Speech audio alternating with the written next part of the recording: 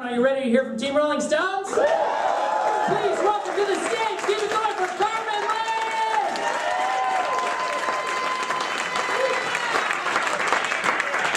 I'm going to raise this too. Hi. I'm going to move this. There we go. All right, I'm first with the Stones. Start me up.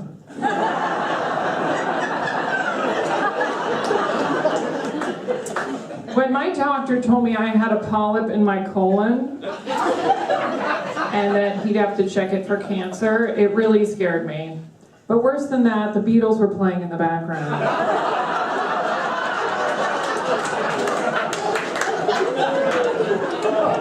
It was I feel fine.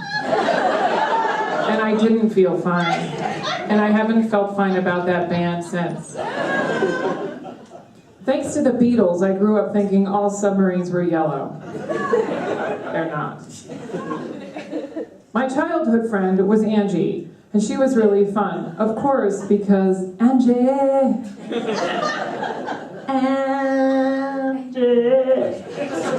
was a whore, which is part of the reason why she was so fun.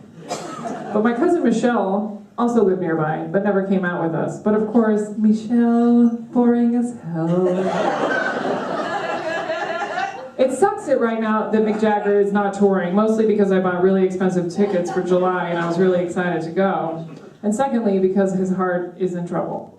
But the fact that he's even having heart surgery at age 75 is a sign that he's still strong enough to have heart surgery.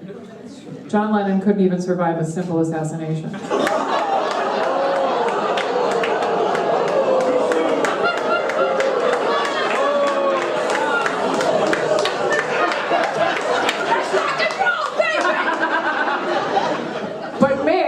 Postponed his tour, not canceled it, which says a lot about dancing and partying drug addicts. Keith has done every drug and he just won't die. He's got more tracks on his arm than the Metro North. Keith Richards was once rumored to have had a full blood transfusion to kick his heroin addiction. It was made up, but still, even the Stones' rumors are cooler than most people's truth. Sure, the strolling Bones have nailed the bad boy image. They've also nailed a lot of women, which is most guys' dreams. Some say the Stones look awful and have terrible skin, but that bad skin is like a map of their good times. Sure, they all look like ripped tendons, but you have to admire them for living life to their fullest. But if I had to sleep with one band, who would it be? The Stones or the Beatles? Well, Mick Jagger is a ballet dancer.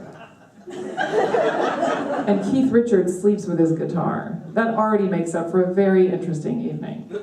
What were the Beatles good at? Marketing. They're also great at getting super young teeny bopper fans, which is every pedophile's dream. Meanwhile, the Stones saxophonist Bobby Keys was axed after missing several shows because he'd filled a bath with champagne and drunk his way through half a tubful. That's called living your truth. Do you know who really hates the Beatles and has every right to hate the Beatles? Beetles. Scarabs, ladybugs, weevils, stink bugs. The Beatles phonetically took their word away. Even if the Rolling Stones had been called the Kidney Stones, they still would have been cooler than the Beatles. Besides the band Golden Earring, who the hell are they? And the Beach Boys, the Rolling Stones are the oldest living band. They've also won the title of sexiest septuagenarians 5 years in a row. I came up with that, but I have daddy issues. Well, in this case, granddaddy issues. I know grandpas pop pills and their bones pop, but none of them look as cool as Keith Richards wearing eyeliner. Can your grandfather do that? I will give the Beatles a lot of kudos for being the first boy band that became famous. They all dress the same, and they're also to blame for all the other boy bands. New Kids on the Block, the Backstreet Boys, NSYNC, Hanson, the Jonas Brothers, and Menudo. Paul McCartney was known as the cute one. There is no cute one in the Stones because they're fucking men.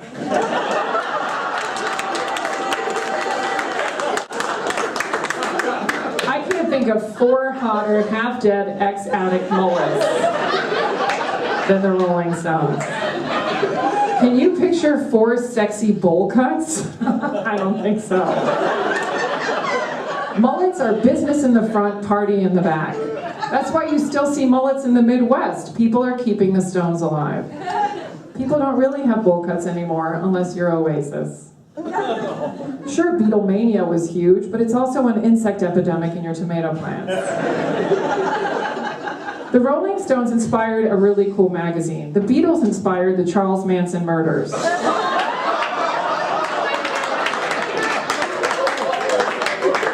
Helter Skelter murder. The most annoying thing about the Beatles fans is that when you mention a Beatles song, they'll tell you, oh, that wasn't the Beatles, that was Paul McCartney, or that was Wings, or that was Ringo when he went solo. With the Stones, you just go, yeah, they're still together. I appreciate the Beatles. I'm sure the night before a concert, they lay their suits out on their bed and iron a few extra shirts in case the first one has a wrinkle. You know why the Rolling Stones never ironed? Because they were still in bed. But that's okay, because the Salvation Army doesn't open till noon. So they couldn't buy their shirts. But at least they support goodwill. If you love the Beatles and you're over 40, you probably still read Dr. Seuss before you go to bed. John Lennon once famously said he was bigger than Jesus. You know who else thinks he's Jesus? A schizophrenic. John Lennon also said, I am the walrus. So clearly he had a furry fetish. Not that I'm judging, but since this is a debate, that's pretty fucking sick. Pick any song by the Stones and I can tell you how the Beatles would have sung it.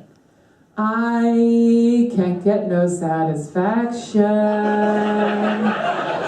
'cause I try, oh yeah, yawn.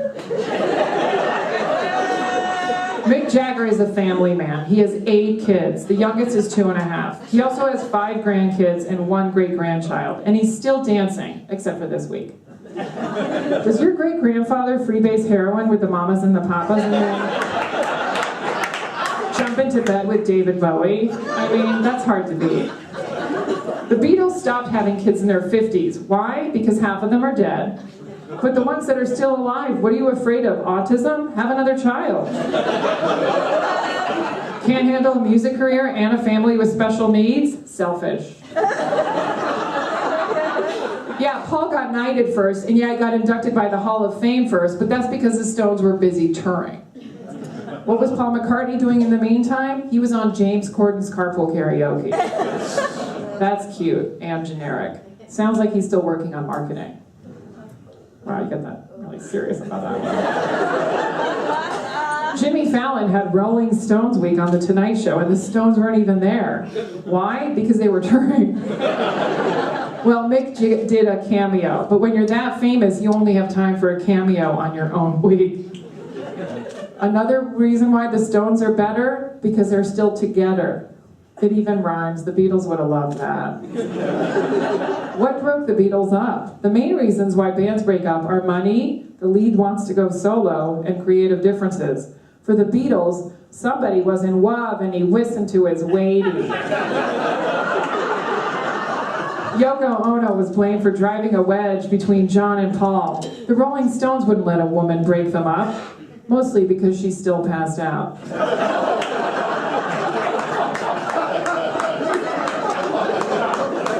Yoko Ono is disliked by so many, but not me. She broke those pussies up. Good for her. We should use Yoko to break up other things that suck, like Trump and Putin. The ladies on The View. And ketchup and eggs. Disgusting. The Beatles sang All You Need Is Love, not according to Heather Mills. She got $50 million from Paul after the divorce, and when she found out she could have gotten more, I heard she was hopping mad.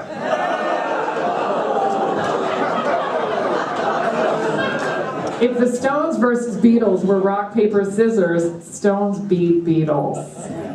And to the Beatles, I would say, sorry, but you can't always get what you want. Thank you. And if you're offended or angry, I'll tell you what my therapist said. I'm not responsible for your feelings.